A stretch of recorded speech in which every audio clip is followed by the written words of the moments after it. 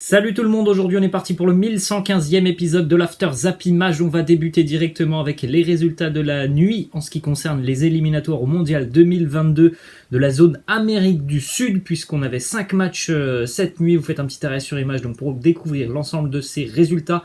À noter donc la victoire de l'Uruguay, du Paraguay, de la Colombie, de l'Argentine et du Brésil. 5 victoires à domicile. L'Uruguay s'est imposé 1-0 face à l'Équateur au bout du temps additionnel. Victoire à la 93e minute pour les Uruguayens qui font donc une très très bonne opération au niveau du classement. C'est Pereiro qui a marqué pour l'Uruguay. Ensuite, en ce qui concerne l'Argentine, l'Albiceleste s'est imposé tranquillement face à l'une des nations qui est l'une des plus faibles sur le continent sud-américain, la Bolivie. L'Argentine s'impose 3-0 grâce à un triplé de Léo Messi. Lionel Messi qui a donc vécu une soirée magique hier avec l'Argentine, auteur évidemment de 3 buts. Il a dépassé d'ailleurs un record de Pelé. En plus de ça, c'était aussi l'occasion pour la sélection argentine de présenter le trophée de la Copa América remporté il y a 2 mois maintenant face à des fans évidemment qui étaient ivres de joie. Lionel Messi a donc dépassé l'un des records de Pelé grâce à ce triplé inscrit face à la Verde bolivienne. Lionel Messi devient donc le meilleur buteur de l'histoire avec une sélection sud-américaine. 79 buts maintenant pour le numéro 10 argentin, alors que encore hier, Lionel Messi était à 76 et Pelé 77. La belle petite image aussi de Léo Messi qui a présenté le trophée hier aux fans argentins. Il était en larmes, Léo Messi. Il nous dit: ça fait très longtemps que j'ai cherché à vivre ce moment, je l'ai rêvé et grâce à Dieu on me l'a offert. C'est un moment unique, faire la fête avec mon papa, mes frères en tribune, ils ont beaucoup souffert, je suis tellement heureux. Poursuit donc avec cette belle image du groupe argentin qui célèbre donc cette victoire en Copa América il y a quelques mois. C'était évidemment très très chaud du côté de Buenos Aires.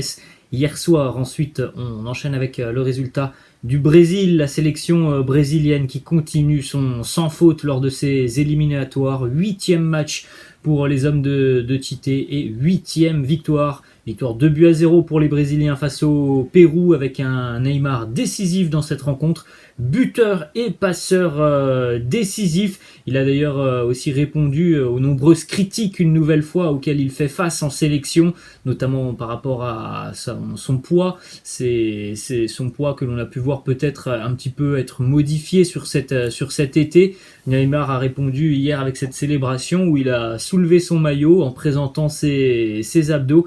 Et Neymar a aussi tenu à annoncer en conférence de presse hier: je ne sais pas ce que je dois faire de plus pour que les gens commencent à me respecter. C'était un message qui était dirigé notamment envers les journalistes, commentateurs et d'autres personnes, puisque Neymar subit beaucoup de critiques quand même lorsqu'il est en sélection brésilienne. Ça commence un petit peu à l'agacer, le Ney qui est quand même très régulièrement décisif avec sa sélection, et malgré tout ça, eh bien, il est quand même vivement critiqué du côté du Brésil. Ensuite, on continue donc les amis avec le classement de ces éliminatoires sud-américains. On est à la mi-chemin en Amérique du Sud puisqu'on a joué 9 matchs, il y a 10 équipes donc il y aura 18 matchs. À la mi-chemin, le Brésil est en tête et le Brésil est quasiment déjà au Qatar. 24 points pour la sélection brésilienne devant l'Argentine, 18. L'Uruguay, 15 points, qui a donc fait la bonne opération par rapport à l'Équateur, 13. La Colombie, 13. Le Paraguay est à 11 points. Et puis après, c'est un peu plus compliqué, notamment pour le Pérou, le Chili, la Bolivie et le Venezuela. Du côté de l'Europe, on a une petite information qui concerne la fédération anglaise de football qui souhaite ouvrir les négociations avec le sélectionneur Gareth Southgate pour une prolongation de contrat jusqu'en juin 2024. On jette un coup d'œil aussi donc aux leaders des groupes de la zone Europe. Vous faites un petit arrêt sur image. Bon, il y a que très peu de surprises. Je ne sais même pas s'il y a vraiment une surprise à l'heure actuelle. Les plus grosses nations sont en tête.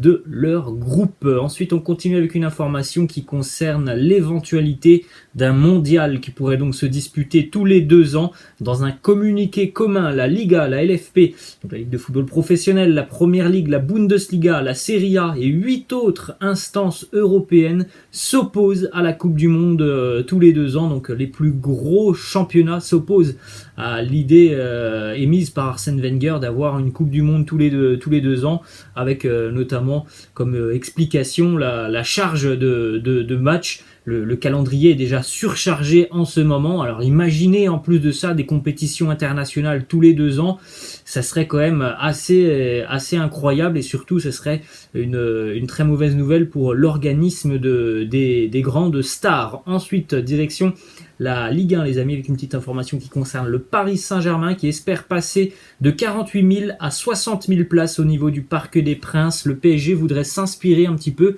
du Juventus Stadium, le stade de la Juve, où on a une certaine proximité entre le terrain et les tribunes. Il est vrai que du côté du Parc des Princes, voilà, vous n'êtes pas forcément très très près des joueurs, et ça le Paris Saint-Germain aimerait modifier un peu le stade pour avoir une proximité avec les joueurs et le terrain, pour sentir la pression notamment monter sur les autres équipes lorsqu'elles arrivent au Parc des Princes. Ensuite, on a une petite image de Nuno Mendes, le jeune latéral portugais qui a effectué hier son premier entraînement avec le Paris Saint-Germain. Une petite déclat de Nuno Mendes qui nous dit: mon objectif, c'est de donner le maximum pour que le club me fasse confiance et que je reste définitivement. Je suis heureux d'être au Paris Saint-Germain.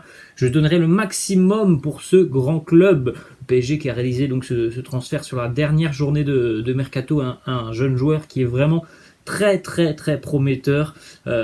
Pour moi, c'est un très gros coup réalisé par le PSG sur ce mercato. Ensuite, on a une petite information aussi qui concerne Kylian Mbappé, qui a repris hier l'entraînement donc avec le groupe parisien. Donc à voir si Mbappé sera présent demain face à Clermont. Ça sera peut-être un peu juste, et surtout du côté de Paris, on ne va pas trop prendre de risques, puisque on rappelle que la Champions League, ça sera dans 4-5 jours maintenant pour le PSG, avec le déplacement du côté de Bruges. Donc on pourrait possiblement avoir une équipe fortement remaniée du côté de Paris demain.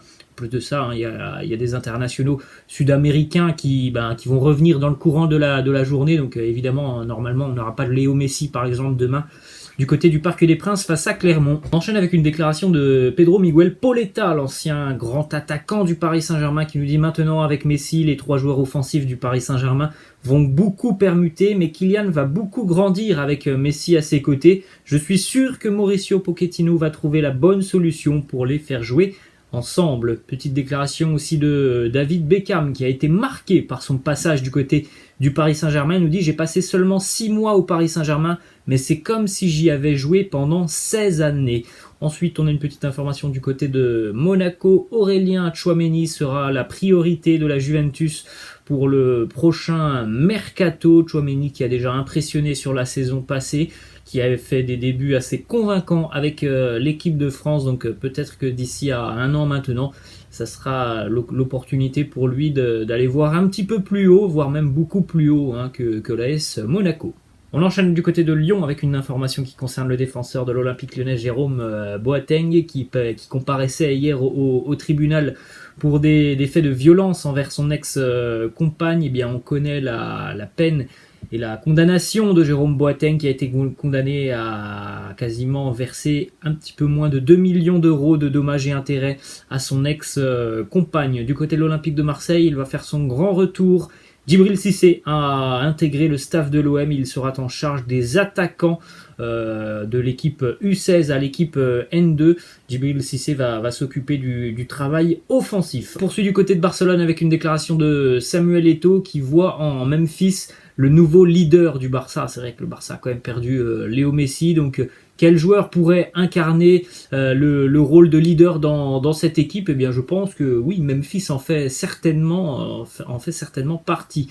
D'ailleurs, Memphis hier, il a posé avec le nouveau maillot du Barça, en tout cas le maillot qui sera utilisé en Champions League par les Catalans. Un design assez sympa du côté de ce maillot du Barça. Ensuite, petite image aussi de Luc de Jong qui a été présenté ce jeudi à la presse catalane. Luc de Jong qui est arrivé donc en remplacement numérique d'Antoine Griezmann. Petite information sans grand intérêt, hein. Luc de Jong a récupéré le casier laissé vacant par Léo Messi, qui a rejoint le Paris Saint-Germain. Ensuite, une information qui concerne le Barça la semaine prochaine, qui affrontera donc directement un poids lourd, hein, en Champions League. Le Barça va retrouver le Bayern Munich. À l'heure actuelle, Sergino Dest est incertain pour ce match face au Bayern Munich. Une déclaration de Sergio Agüero sur le départ de Léo Messi. Il nous dit: quand j'ai signé au Barça, Léo n'avait toujours pas signé son nouveau contrat. Ensuite, nous sommes partis à la Copa América et c'est là-bas que j'ai appris son départ pour le Paris Saint-Germain. J'étais sincèrement sous le choc, on en a déjà parlé.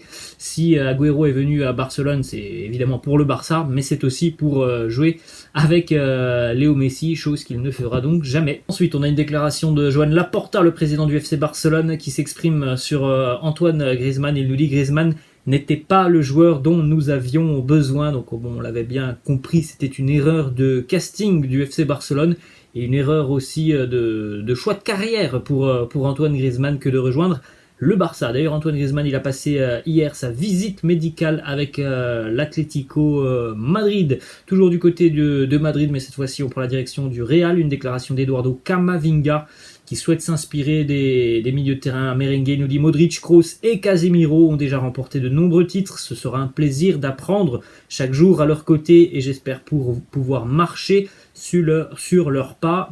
Il est vrai que voilà, cette recrue, Eduardo Camavinga, c'est une préparation pour le futur du côté du Real Madrid. On a Casemiro qui est encore relativement jeune, mais en ce qui concerne Toni Kroos et Luka Modric, voilà, la fin de carrière quand même, elle se rapproche. Ensuite, petite déclat de Samuel Eto'o qui nous parle d'Eden Hazard. Il nous dit: Eden va revenir à son meilleur niveau. Je pense sincèrement que cette année sera son année. On a vu des belles choses avec la sélection belge. On espère que ça va tenir avec le Real Madrid et on souhaite évidemment le meilleur à Eden Hazard cette saison. Ensuite, on a une déclaration du sélectionneur belge Roberto Martinez qui nous dit: Eden est prêt à avoir un réel impact dans les semaines et mois à venir. Il voulait être notre capitaine contre la Biélorussie. Cela prouve qu'il est mentalement prêt. Direction Manchester United maintenant avec les images de la signature du contrat de Cristiano Ronaldo, avec aussi la petite poignée de main avec son nouvel entraîneur Ole Gunnar Solskjaer. Une déclaration de Cristiano sur ses objectifs. Il nous dit: je ne suis pas ici pour passer des vacances. Avant, c'était bien, je gagnais des choses importantes et j'ai porté le maillot il y a plusieurs années, mais je suis de nouveau ici pour gagner. Voilà les informations données par Cristiano Ronaldo. Il a envie de remporter des trophées avec les Red Devils. Il a certainement aussi envie de faire tomber un petit peu l'hégémonie de Manchester City et de Liverpool qui remportent la Première Ligue depuis quelques années. Petite image aussi sur la façade d'Old Trafford avec notamment la présence de Cristiano Ronaldo sur cette immense campagne publicitaire. Ensuite, on jette un coup d'œil les amis à ce petit classement très sympa. Les joueurs à avoir marqué le plus de triplés au 21e siècle. Cristiano est en tête, 58 triplés devant Léo Messi 54, Robert Lewandowski 29, Luis Suarez 29. Il n'y a aucun Français dans cette liste, en tout cas aucun Français qui a dépassé les 18 triplés. Ensuite, on enchaîne du côté de l'Italie, une déclaration d'une légende du Milan, Franco Baresi, qui nous dit: je dois complimenter Olivier Giroud qui réalise un très bon début de saison. Son approche a été excellente, il était disponible. Il peut beaucoup apporter par sa contribution offensive. La longévité d'Ibra est folle, il est toujours déterminant malgré l'âge. Sa présence est très importante. Ensuite, une déclaration de Moïse Kean qui nous dit: l'expérience que j'ai acquis au Paris Saint-Germain m'a tellement aidé. J'ai été proche de grands joueurs et j'ai beaucoup appris d'eux. La Juve, à Turin, il faut travailler. Je veux donner 100% pour les Bianconeri pour obtenir d'excellents résultats. Il y a vraiment une belle carte à jouer pour Moïse Kean du côté de l'attaque turinoise avec le départ de Cristiano Ronaldo. Ensuite, on a une déclaration d'une légende aussi italienne, longtemps grand buteur de l'Inter Milan, Christian Vieri, qui nous dit: Erling Haaland, au cours des 20 ou 30 dernières années, je n'ai jamais vu un attaquant de 20 ans aussi fort que lui. Même Marco Van Basten n'était pas aussi fort que lui. Il semble avoir 3-4 fois la force physique des autres. Quand il tire, il a une puissance incroyable. Et c'est vrai qu'il y a beaucoup de qualités pour Erling Haaland.